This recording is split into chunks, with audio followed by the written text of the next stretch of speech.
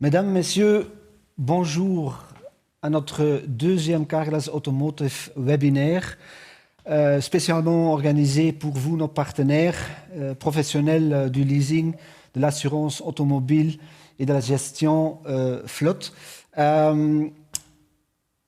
Vous avez suivi le premier webinaire qui était consacré au recalibrage des systèmes ADAS. Aujourd'hui, le webinaire est entièrement consacré à l'électrification de la flotte en Belgique. Et avec Bart et Karine, nous allons passer les 45 minutes suivantes à discuter l'impact de cette électrification sur votre business. On va un petit peu voir quels sont les aspects dont on doit tenir compte dans notre activité quotidienne, quels seront les défis, quels sont les freins, les incitants, quels nouveaux services apporte cette électrification et bien évidemment aussi comment Carglass se prépare et s'adaptera à cette électrification. Mais je propose que Karine et Bart se présentent brièvement à vous tous. Ok, merci Koen. Dans mon rôle d'Operations Support Manager, je travaille ensemble avec mon équipe d'améliorer en fait tous les processus et les méthodes de travail qu'on utilise en carrosserie. Et en deuxième ligne, je suis aussi responsable pour les relations avec nos fournisseurs. Merci Karine. Bart? Oui, je m'appelle Marcin Bart, je suis le CEO de la société Stroom. Et on fait deux choses. D'abord, on aide toutes les sociétés de faire la transition vers une flotte électrifiée. Et deuxième chose, c'est qu'on installe aussi des bornes pour recharger les voitures électriques. Peut-être je pourrais commencer avec une... Oui, je vais d'abord peut-être encore, parce qu'à la fin de ce webinaire, on aura encore une séance questions-réponses, bien évidemment. Et donc, vous pouvez poser votre question via le chat, que normalement vous allez voir sur votre écran. Probablement, on ne va pas pu répondre à toutes les questions aujourd'hui, mais n'ayez pas peur parce qu'on va répondre par après par email. Donc voilà, je vous souhaite un bon séminaire ou webinaire. Voilà Bart, à toi la parole. Merci. Cool.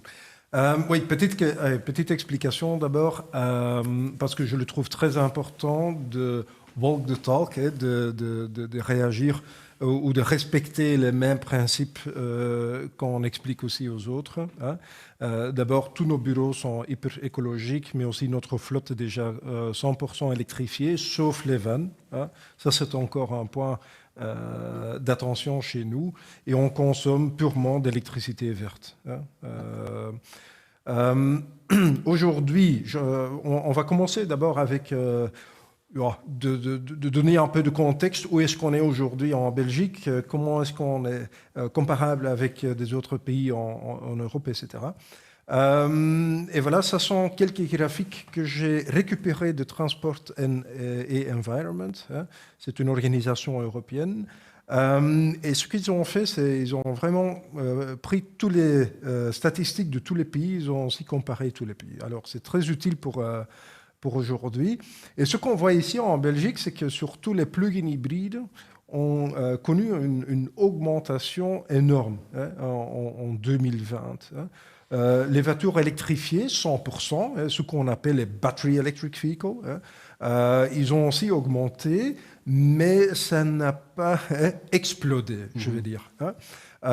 Aujourd'hui, on est dans le portefeuille global, pas global, mais national, on est autour de 2 ou 3% des voitures qui sont déjà électrifiées.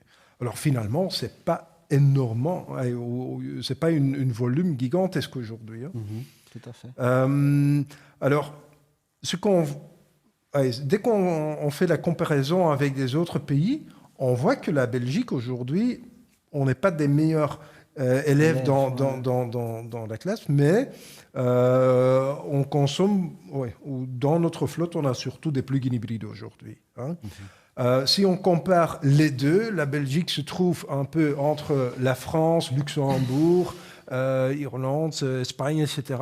Mais dès qu'on va comparer purement les voitures 100% électrifiées, On est plutôt entre la Slovénie, Grèce, non, Grèce est encore un peu moins, la Croatie, même l'Italie. Hein. Alors, on n'est pas les meilleurs aujourd'hui en Europe, même si on va comparer avec nos voisins, on n'est pas les meilleurs. Hein. Mais on ne fait pas mal non plus. On a quand même démarré. Hein. L'année passée, on a vu quand même, je dirais, une augmentation importante dans les inscriptions. Je crois qu'on a doublé pour les plugins et aussi pour les vraies voitures électriques. Hein. Oui, tout à fait. Les chiffres ne sont pas mauvais, ouais. Mais il y a encore une croissance énorme avant nous. Hein. Tout à fait. Mais ici, on voit, je dirais, les pays européens. Mais si on sort un petit peu de la communauté européenne, on voit par exemple les pays scandinaves, comme par exemple la Norvège. Là, la pénétration des véhicules électriques, c'est énorme. Ça dépasse le 50%. Oui, même plus aujourd'hui. Et l'avantage qu'on voit là, c'est qu'ils sont déjà habitués de chauffer leur moteur de leur voiture. Et si vous êtes dans un contexte moins 35 degrés à l'extérieur, ouais. Ils étaient déjà obligés de chauffer leur voiture pour protéger leur moteur contre le gel. Hein. Ouais. Alors, ils ont déjà plein de prises un peu partout. Les gens sont habitués à charger ou chauffer leur voiture. Et en plus, ce qu'on voit, c'est la fiscalité aujourd'hui. La fiscalité, ils ont la possibilité d'utiliser les voies pour les taxis et les bus. Hein, c'est déjà quelque chose d'hyper important. Et en plus, ils ne payent pas de taxes, pas de TVA sur l'achat d'une voiture. Et ça change bien sûr aussi au niveau de fiscalité parce qu'ils n'ont pas la même fiscalité que nous parce qu'ils ont aussi des autres moyens. Hein, oui, mais comme tu le dis, aujourd'hui en Belgique, on voit que les plugins sont plus importants que les vraies voitures électriques. Mais probablement ça va aussi, selon les initiatives ou les incitants fiscaux, ça va changer vers les voitures vraiment électriques. Ouais. Notre nouvel gouvernement a déjà annoncé qu'à partir de 2025 ou 2026, qu'ils vont changer complètement la fiscalité pour les voitures de société. Et ils ont déjà annoncé que les plug-in hybrides, etc., les plug-in hybrides, mais aussi les diesel, essence, LPG, etc., et gaz, que leur avantage fiscal va être réduit à zéro. Hein. C'est ça.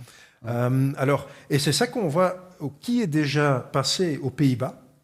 Et dès qu'on prend, parce que les Pays-Bas sont deuxième ici dans cette graphique, on voit presque plus de plug-in hybrides chez eux, parce qu'ils ont constaté que le plug-in hybride, en général, consomme plus d'essence que leurs variants purement essence. Hein. C'est ça. Ouais. Et c'est pour ça qu'ils ont dit, voilà, non, on arrête les avantages pour les plug-in hybrides et ça sera surtout les voitures électriques.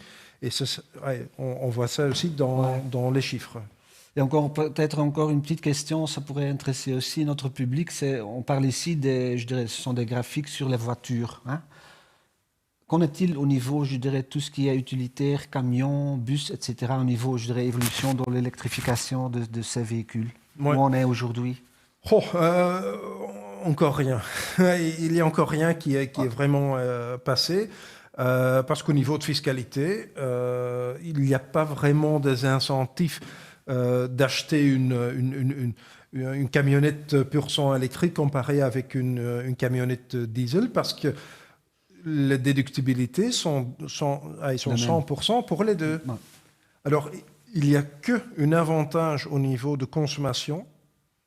L'utilitaire qui, en électrique, va coûter la moitié par kilomètre. Mais le désavantage, c'est aujourd'hui qu'il y a plein de modèles avec un range, avec une autonomie plutôt limitée. C'est ça. Alors, tu ne sais pas rouler beaucoup pour récupérer beaucoup de ces coûts. Et ça, c'est maintenant un peu la mission aussi pour tous les OEM, tous les marques aujourd'hui, de mettre tous ces camionnettes et même les camions, les bus, etc., de les mettre dans le marché. Et je pense que, surtout avec les low emission zones, les zones d'émission, de basse émission, que ça va pousser surtout les ventes des camionnettes électrifiées. Ouais. parce que tu vas être obligé d'avoir une voiture électrifiée, sinon tu vas plus avoir accès à Bruxelles, par exemple. Ouais. Parce que tu viens de mentionner l'autonomie comme frein dans les véhicules utilitaires, mais si je ne me trompe pas, ça c'est quand même encore aussi aujourd'hui un frein qui est plutôt général au niveau l'autonomie des batteries. Combien de distance est-ce qu'on peut Oui. rouler J'ai un slide, plein. j'ai préparé un slide pour te Super. répondre à ça, Koen. J'ai encore une autre Super. pour bien expliquer pourquoi on a vraiment un changement de mentalité depuis 2020. Hein. Pourquoi est-ce que les ventes des voitures électrifiées plug-in hybrides ou 100% électriques ont augmenté? Simplement parce qu'il y a des amendes via la Commission européenne. Ils ont voté que toutes les voitures à partir de 2020, alors l'année passée, c'était déjà applicable. Alors, et tout le monde était obligé, je vais simplifier un peu, mais tout le monde était obligé de vendre au moyen des voitures avec moins de 95 grammes de CO2. Hein. Et j'ai ici j'ai récupéré un tableau et une graphique. Et ce qu'on voit ici, c'est par exemple le groupe Volkswagen, parce qu'ils vendent beaucoup de voitures, ils ont une amende plus ou moins 9 milliards d'euros s'ils n'ont rien fait au niveau de vente comparé à 2019, comparé à 2020. Finalement, ils n'ont pas payé les 9 milliards d'amende parce qu'ils ont fait beaucoup d'investissements dans les plug-in hybrides et les full électriques. Et je pense c'était un peu nipt, hein, ils ont quand même une petite amende de 100 millions ou quelque chose, mais ils ont drastiquement changé l'offre. La même chose avec PSA, Renault, BM, toutes les grandes marques, ils ont fait des efforts énormes pour diminuer le CO2. Hein. Sinon, il y a des amendes. Et il y a certains groupes, par exemple PSA, ils doivent payer, s'ils ne font rien, hein, ils avaient une amende de 200% de leur profit. Alors, bien sûr, tout le monde t'oblige de changer. Et parce que les marques sont en train de changer, ça change aussi notre métier. C'est ça. Hein, je pense aussi chez vous qu'il y a des chances ou des choses qui doivent s'adapter pour à cette évolution. Bien sûr, hein, dans la carrosserie, on est vraiment prêt pour réparer des voitures électriques. Pour vous donner une idée, à l'heure actuelle, 3% de nos réparations, il s'agit des hybrides ou des voitures électriques. Et qu'est-ce qu'il faut faire? Bien évidemment, investir dans des outils, mais surtout la formation des gens. Donc, ils sont avertis de travailler en voiture électrique. Et je pense un bon exemple, c'est la marque Tesla. Là, en fait, on a beaucoup de monteurs qui ont suivi des cours chez eux à Tilburg. Mais à l'heure actuelle, ils doivent faire beaucoup de rafraîchissement par des cours en ligne. Et ça veut dire à l'heure actuelle, en fait, on a 10 succursales qui sont accréditées par Tesla pour faire leur réparation à ces voitures. Donc, je peux vous rassurer qu'on est vraiment prêt à réparer des voitures électriques hybrides. Oui, ça change vite. Hein. Oui. Et il y a encore une forte évolution, hein, parce que ça sont tous les modèles qui sont déjà annoncés ou déjà connus aujourd'hui. Pour les voitures 100% électrifiées et les voitures plug-in hybrides du côté droite. Et on voit que les graphiques en 2020, ils ont chuté. Hein. Ça a augmenté exponentiellement. Pour les plug-in hybrides, ça va déclencher, ça va diminuer un peu l'augmentation. Parce que tous les marques ils ont déjà les plug-in hybrides sur tous les modèles, etc. Ils ont fait déjà un effort énorme à ce niveau, mais ils savent aussi pour obtenir déjà les résultats en 2030, parce que les limites seront plus à 95 degrés, mais 59 degrés, grammes de CO2. Hein. Alors, pour obtenir les 59 grammes, ils doivent déjà venir avec des voitures 100% électrifiées, parce qu'il existe en plus un risque que les voitures de plug-in hybride vont être pénalisées parce qu'on ne l'utilise pas au même niveau qu'une voiture 100% électrifiée. Et donc on peut dire, Bart, qu'avec tout ce que tu viens de mentionner sur tes slides, que l'année 2020, c'est vraiment l'an de basculement vers vraiment l'électrification. Absolument. Absolument. Maintenant, on est parti, quoi. On est parti et ce n'est pas une vague temporaire. Hein. Ce qu'on entend de temps en temps, des gens qui disent « mais non, les voitures électrifiées, c'est vraiment quelque chose de temporaire, il faut attendre, il y a d'autres technologies qui vont venir ». Ils parlent beaucoup de l'hydrogène, mais aussi des biofuels, etc. Et je vais expliquer ça après, parce qu'aujourd'hui, on voit presque plus des voitures hydrogène dans les catalogues. Hein. Ouais. On voit surtout des voitures avec des batteries, hein, des voitures électrifiées, et on voit plein de voitures avec une autonomie acceptable. Psychologiquement, c'est plus ou moins 300 km. Hein. Si on sait déjà rouler 300 et certainement 400 ou 500, on ne doit plus réfléchir si c'est faisable ou pas. Mais dans les catalogues et dans les core policy aujourd'hui, on est aujourd'hui capable d'introduire aujourd'hui des voitures 100% électrifiées dans chaque catégorie. Hein. Ouais. Avec des juniors jusqu'aux directions, tout est possible aujourd'hui avec des voitures 100% électrifiées. Ouais. Parce que les batteries ont aussi évolué. Hein. Je suis déjà dans ce business depuis 2016-2017. Et à l'époque, on était plutôt entre 100 et 200 km avec des premiers BMW i3, les Renault Zoé. C'était que ça, hein, 100, 200 km. Mais aujourd'hui, on parle facilement entre 300 et 400. Il y a encore des évolutions de batteries qui vont venir, qui va même pousser vers 400, 500 jusqu'à 600 km. Hein? Aucun souci. Ouais. Mais ça, c'est une évolution importante. Il y a plein de possibilités. Il y a beaucoup de choix avec des batteries qui évoluent fortement. Mais au même moment, comme j'avais dit, est-ce qu'il y a d'autres technologies? Oui, il y a l'hydrogène. Il y a certaines marques qui ont aujourd'hui des voitures comme Hyundai et Toyota qui ont des voitures avec un moteur, mais un fuel cell. Ce n'est pas vraiment un moteur parce qu'on ne va pas brûler l'hydrogène. Mais c'est quand même important d'expliquer, ça c'est un peu l'ingénieur dans moi qui regarde à ce processus, quelle est l'efficacité comparée entre les deux technologies. Et ça va devenir beaucoup. D'abord, avec une voiture 100% électrifiée, avec une batterie, hein, on va stocker une énergie comme l'électricité dans une batterie chimique, hein, et on pourrait décharger cette batterie pour rouler avec les moteurs électriques. Mais dans ce processus, on va perdre entre 10, maximum 30% d'électricité. Mais on sait rouler avec 70 jusqu'à 90% de cette électricité. Le problème aujourd'hui avec les voitures hydrogène, c'est que d'abord, on doit créer l'hydrogène, mais c'est déjà basé sur base d'électricité. On commence avec l'électricité.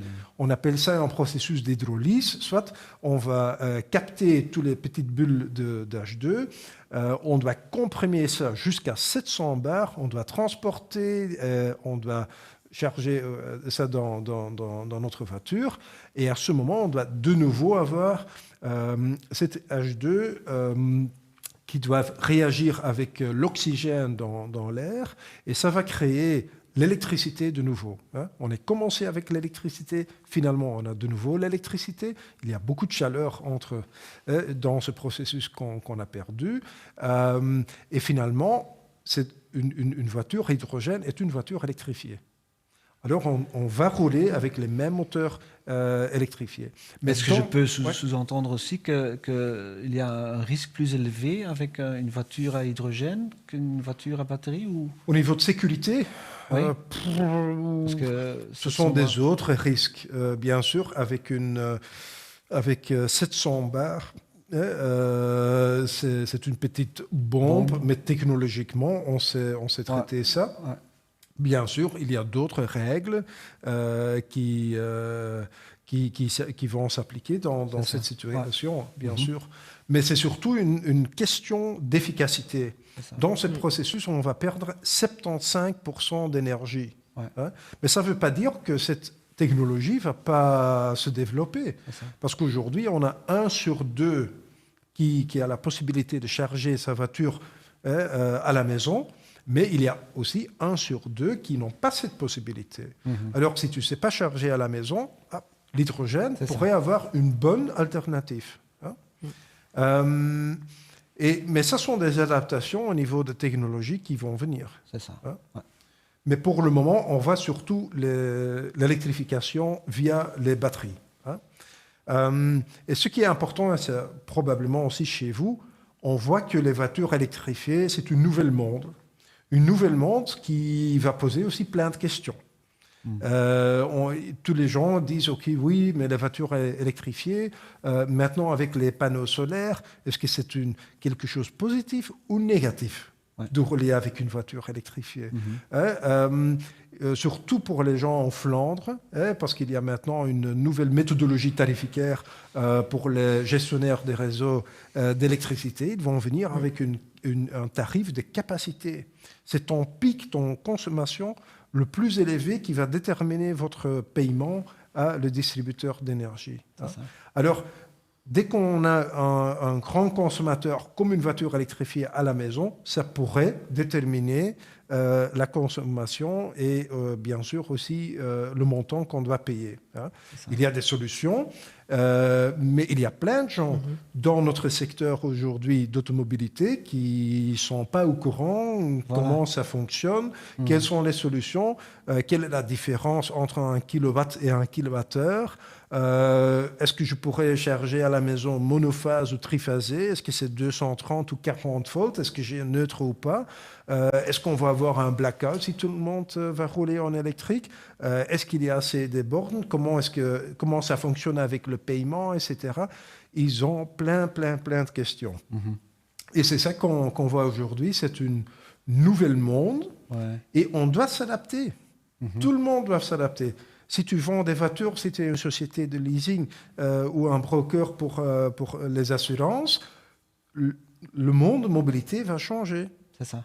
Ouais. Et ça a commencé, bien sûr, ça va beaucoup plus vite depuis 2020, mais cette année-ci, ça va encore doubler. Et l'année suivante, ça va encore doubler. Hein. Tout à fait, mais ça, je pense qu'aujourd'hui, tout à fait, comme tu viens de dire, il y a encore beaucoup de questions. Il y a peut-être aussi un manque de cadre actuel, hein, aussi au niveau, je dirais, législatif, le gouvernement les incitant, fiscal, etc. Ouais. Donc les gens se perdent parfois dans ce labyrinthe parce qu'il y a 2 dynamiques. D'abord, il y a la pénétration des nouveaux modèles qui arrivent. Et de l'autre côté, les gens, il y a 20%, je pense, qui envisagent d'acheter une voiture électrique, mais ils ne savent pas vraiment est-ce que je dois le faire ou pas. Mais je pense que tu vas y revenir tantôt aussi avec le TCO, entre autres. Hein. Oui, acheter ou louer une voiture électrifiée, ça demande une autre mentalité. Hein. Il y a beaucoup de calculs TCO, hein, tout le monde le fait aujourd'hui, mais ce n'est pas dans notre tête. On n'est pas habitué de faire ça pour notre voiture. Si on achète une maison et on commence à faire des rénovations, on dit des panneaux solaires, oui, bien sûr, parce que ça se rembourse sur une période de 7 ans. Est-ce qu'on doit investir dans l'isolation? Oui, bien sûr, parce que on va récupérer ça sur notre facture d'énergie. Mais dès qu'on parle d'une voiture, on n'a pas cette logique de dire « Ah oui, bien sûr, je dois acheter une voiture électrique parce que je ne paye pas des impôts au niveau de régistration ou chaque année, ou l'électricité sera à la moitié, ou par exemple l'entretien, etc. » Parce que je ne sais pas chez vous quel est l'impact exact. Est-ce que les voitures électrifiées, est-ce que c'est plus cher? Est-ce que c'est moins cher? Là, je peux vous répondre. La complexité de réparation carrosserie, c'est pareil. seulement ce qui est différent, si un composant électrique est cassé, là, bien évidemment, s'il faut le remplacer ou réparer, ça risque d'augmenter le coût de la réparation, mais en général, la complexité des carrosseries reste le même. Souvent, je dis on peut le comparer avec un remplacement de pare-brise. Là, s'ils sont équipés avec des assistances de conduite, là, on sait qu'il faut le récalibrer. Et en fait, c'est un peu pareil avec des voitures électriques. Si un composant est cassé, là aussi, il faut le réparer et ça peut donner un surcoût. Donc voilà, je pense que ça donne une bonne réponse à votre question. Là. Et on voit ça aussi dans tous les calculs TC. Oui. Même une voiture, on a comparé ici un BMW X1 avec un Skoda Enyaq, une voiture bien voulue aujourd'hui dans les flottes professionnelles. Même dans cet exemple, le Skoda Enyaq 100% électrifié est plus cher au niveau de coût mensuel chez leasing ou au niveau d'achat. Mais dès qu'on prend en compte tous les aspects de fiscalité, le coût de carburant comparé avec l'électricité, finalement, on arrive à un coût inférieur pour le Skoda électrique. On a payé plus de l'argent au début, mais au fin, on va récupérer de l'argent. C'est la même méthodologie qu'on applique déjà pour l'isolation des panneaux solaires, etc. C'est ça. Et c'est une mentalité qui doit changer, mais aussi au niveau de vente. Si tu es si tu es un vendeur dans une concession et tu n'utilises pas cette approche, ces arguments en fait. Voilà, tu vas pas être capable de vendre cette voiture. Et aussi au niveau de l'ATN, l'avantage en nature.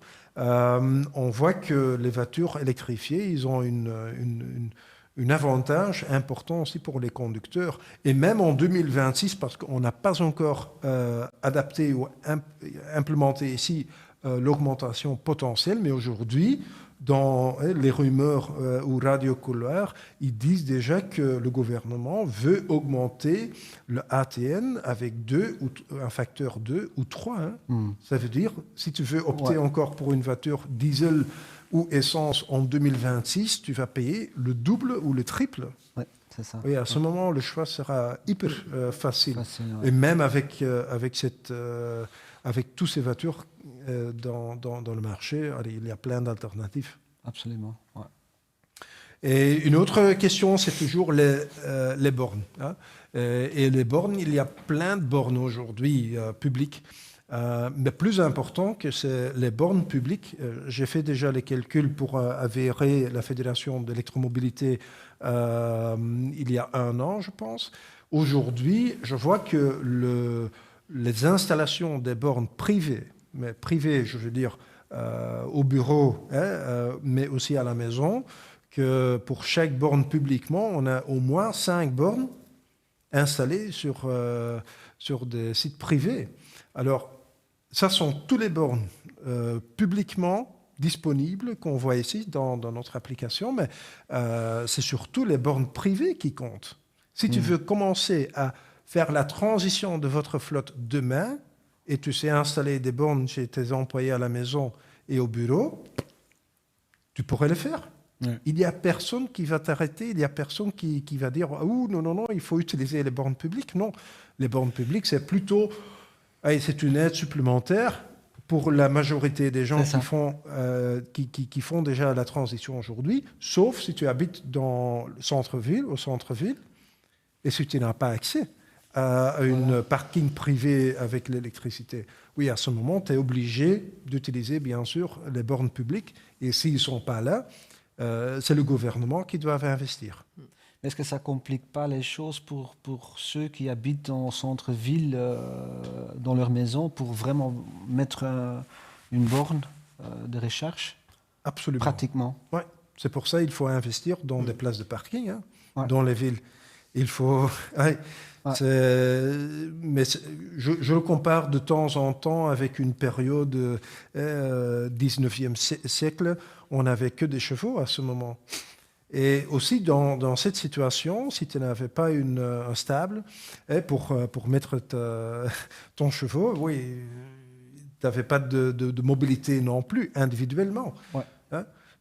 Il y avait bien sûr des trams et des bus publics, mais on applique plus ou moins la même logique qu'il y a 100 ans ou 150 ans. Ouais, ouais. Alors, les bornes, ils sont là, mais surtout dans les villes, il y a encore des investissements qui doivent être faits. J'ai encore quelques slides concernant les nouvelles activités. Où est-ce qu'on est aujourd'hui? Est-ce qu'on pourrait avoir encore des nouvelles business? Bien sûr. Il y a plein de nouveautés qu'on pourrait organiser autour des voitures électrifiées. D'abord, il y a un élément, je pense, au niveau, dès qu'il y a un incident, comment est-ce qu'on va traiter ça? Je pense aussi chez vous qu'il y a plein d'impacts. Ça change aussi chez nous pour entrer en voiture électrique. Tous les constructeurs ont des règles, donc il y a certaines périodes de quarantaine qu'il faut mettre la voiture à l'extérieur. Et dès que la période de quarantaine est passée, on ne peut plus avoir en fait des risques qu'il y a quelque chose avec la batterie. Et puis, on peut commencer à réparer la voiture.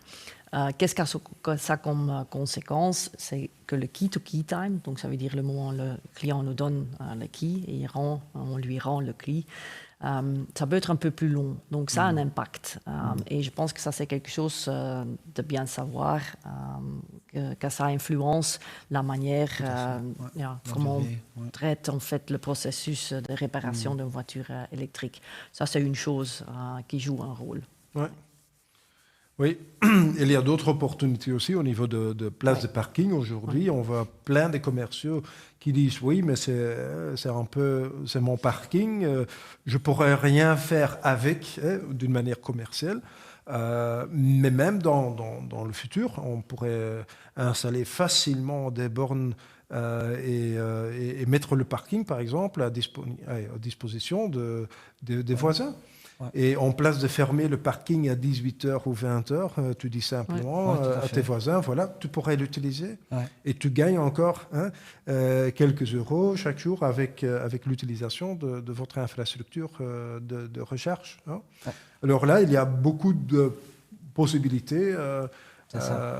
Et de l'autre côté, ça c'est encore un élément que je veux bien stipuler, c'est qu'une voiture électrifiée, c'est une grande batterie. Dès qu'il y a c'est une moyen de transporter l'électricité d'un endroit vers un autre. Mm-hmm. Si on achète l'électricité dans notre usine, par exemple, à 10 cents et on paye l'électricité à 30 cents à la maison, c'est 25 pour le moment, mais si on même paye 25 cents à la maison, il y a quand même une différence de 15 cents Tout à fait. Qu'on sait optimiser. Par transporter l'électricité simplement de notre bureau ou de notre usine vers la maison. Et tu sais facilement, avec une voiture normale taille aujourd'hui de batterie, tu sais survivre au niveau d'électricité, tu sais survivre 5 jours avec une batterie pleine.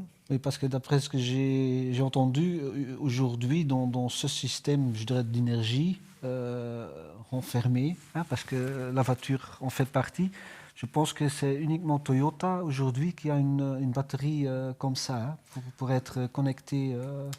Bidirectionnel. Oui, c'est que le Nissan Leaf pour le moment. Okay. Le Nissan Leaf a la possibilité qui est déjà ouverte. Ouais. Pour faire ce bidirectionnel, ça demande une borne spécifique. Ouais. Une borne DC de courant direct qui pourrait charger dans les deux directions. C'est hyper cher encore aujourd'hui. Okay. Oui, ça coûte plus que 5 000 €. Alors, avec les 5 000 € d'investissement dans cette borne, tu n'as plus d'optimisation aujourd'hui au niveau de cette électricité moins chère. Hein. Ouais. Mais ça va changer. Les Renault Zoe, par exemple, ils ont aussi des possibilités de faire quelque chose bidirectionnel. Mais dans le futur, il y a plein de voitures qui vont offrir cette service. Mais surtout pour des sociétés de leasing, c'est une opportunité, mais il faut aussi intégrer ça dans tous les contrats. Parce que qu'est-ce qui passe à ce moment? On va utiliser la batterie pour décharger à la maison, mais ça va consommer la batterie. C'est ça. Il y a une dégradation de batterie, de plus que tu l'utilises, de plus que ça va dégrader. C'est pas énorme, c'est petit. Mais est-ce que les sociétés de leasing vont permettre d'avoir toute cette activité avec leur batterie, parce que c'est eux qui ont l'acheté, et finalement, le nombre de cycles qui ont été faits avec ces batteries vont déterminer les valeurs résiduelles de toutes ces voitures. C'est ça. Ben, écoute, c'est un sujet, on peut continuer pendant des heures, hein, mais je propose qu'on va passer aux questions, et on a reçu pas mal. Donc, je vais commencer par une question sur, je dirais, la valeur d'occasion, la valeur d'un véhicule électrique ou hybride. Donc, qu'est-ce que tu peux dire là-dessus Le plug-in hybride, c'est beaucoup plus compliqué, parce que tu as deux technologies. Il y a deux technologies qui pourraient casser. Alors, je vois de plus en plus des sociétés de leasing qui sont un peu prudents avec la valeur résiduelle d'une voiture plug-in hybride. Okay. Hein? Quelle sera la technologie après 5 ans? Je pense que ça sera encore acceptable, mais après 8 ans, 10 ans, mais pour les voitures électrifiées, au début, surtout les sociétés de leasing, mais aussi les particuliers, ils ont la même approche. Tu veux te baser sur des données, des prix réels dans le marché de deuxième main, par exemple. Ouais. Mais il n'y a pas tellement beaucoup de voitures électrifiées qui sont à vendre aujourd'hui. Ouais. Alors, il manque, eux, surtout des données. Et les gens, les risk managers, ils se basent surtout sur des données, mais il n'y a pas. Alors, ils doivent aujourd'hui faire... Estimer. Oui, ils doivent estimer quelle sera la valeur résiduelle de toutes ces voitures.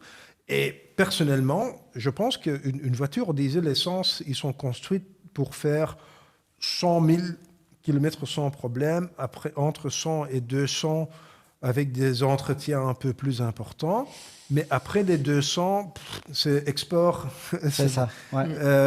Mais avec les voitures électrifiées, ils sont développés, le design est fait pour rouler minimum 500, 600 000 km jusqu'à 1 million de kilomètres. Ouais. Même les batteries aujourd'hui, il n'y a pas tellement de dégradation dans ces batteries. Ouais. Il y a bien sûr un peu de dégradation, mais c'est limité à 1%, maximum 2% par année. Ouais. Alors, si tu veux acheter une voiture deuxième main avec 100 000, même 200, 300 000 km pour une voiture électrifiée. Pas de souci. Pas de risque. Parfait. Ouais. Parfait.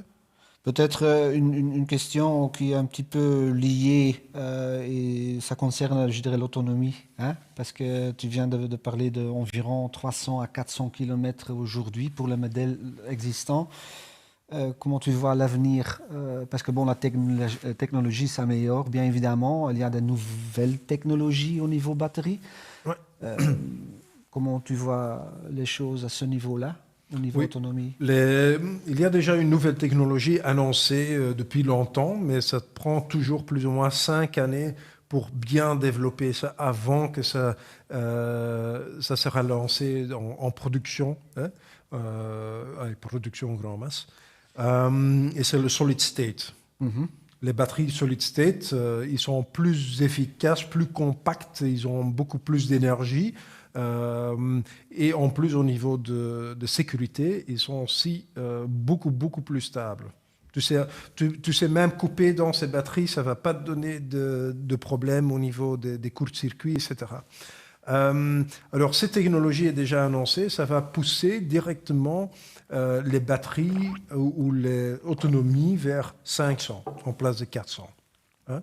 Alors, il y a déjà cette amélioration maintenant, je pense dans 1 an ou 2 années que ça va venir. Okay. Mais on attend la première voiture de production qui va utiliser cette technologie.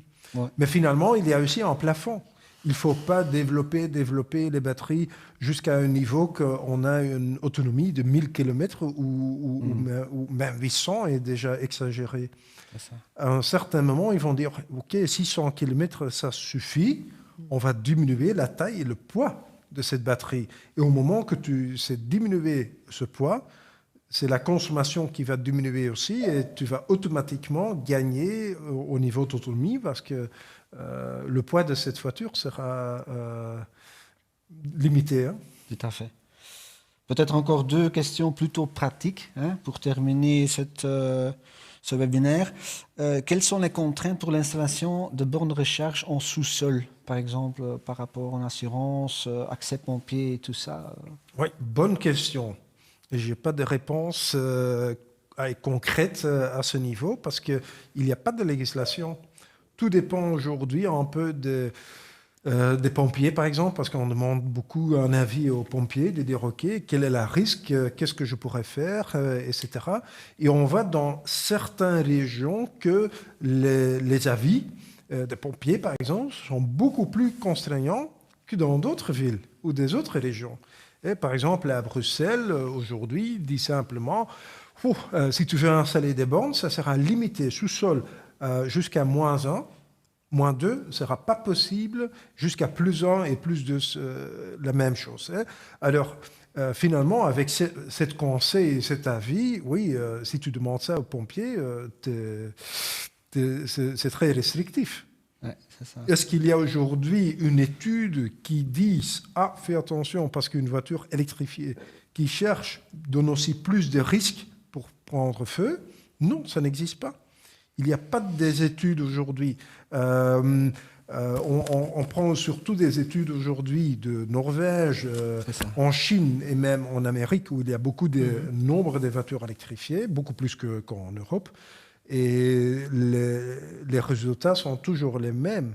Il n'y a pas un risque augmenté pour des voitures électrifiées comparé avec... Ce sont des autres risques. Et bien sûr, on doit le mettre dans un petit aquarium dès qu'ils ont pris feu, etc. Ce sont des autres solutions qu'on doit appliquer. Mais les experts là ne disent pas qu'il y a des soucis. Mais il manque aujourd'hui d'une législation concrète qui dise, voilà, ça sont les règles pour les voitures électrifiées. Tu pourrais mettre les bornes dans cette condition. Et dans cette condition, tu ne peux pas. Et la même chose pour l'hydrogène. Ça. Mais ça n'existe pas encore, malheureusement. Ouais. OK. Et peut-être une dernière question, aussi plus pratique, c'est le coût moyen d'une installation d'un système de charge aujourd'hui? À la maison, ça dépend un peu si tu veux avoir une technologie qui fait le remboursement d'électricité complètement automatique. Parce qu'à ce moment, tu as besoin d'un compteur d'électricité certifié avec une modem 4G pour communiquer ces données. Si tu ne l'as pas, on fait déjà des installations pour 1 200 €. Dès qu'on va vers des installations intelligentes qui vont compter et communiquer tout ça, qui sont capables de communiquer avec le compteur intelligent pour diminuer automatiquement la puissance vers la voiture, tu arrives à des installations de 1 900 €. Ouais. Et au bureau, aujourd'hui, il y a toujours des travaux. On doit creuser, par exemple. Il y a des câbles plus longs qui doivent être installés. Prend plus ou moins, mais ce sont des fourchettes, mais entre 2 000 et 3 000 € par place de parking. Ouais. Mais même si tu prends ça dans le TCO, ça va se rembourser facilement, surtout les bornes au bureau, parce que le prix d'électricité est beaucoup plus intéressant. Ouais. Super, Bart. Malheureusement, on doit terminer ici, mais j'aimerais, et toi aussi, Karine, j'aimerais vous remercier pour cette présentation hyper intéressante. Et comme j'avais dit, on peut continuer pendant des heures, des jours même sur ce sujet. Mais ici se termine donc ce webinaire. On a reçu pas mal de questions. Malheureusement, on ne peut pas y répondre, on peut pas répondre à toutes ces questions, mais comme j'avais promis, on va certainement répondre par email. On va aussi, si vous voulez, vous pouvez aussi avoir la présentation de Bart, bien évidemment. Et je vais profiter de l'occasion de vous déjà inviter à notre prochain webinaire le 31 mai. Et donc, on va vous bien évidemment informer sur le sujet sous peu. Un tout grand merci pour votre participation. Vous étiez très nombreuses. Donc, et j'espère vous accueillir une prochaine fois. Une bonne journée, à très bientôt. Au revoir.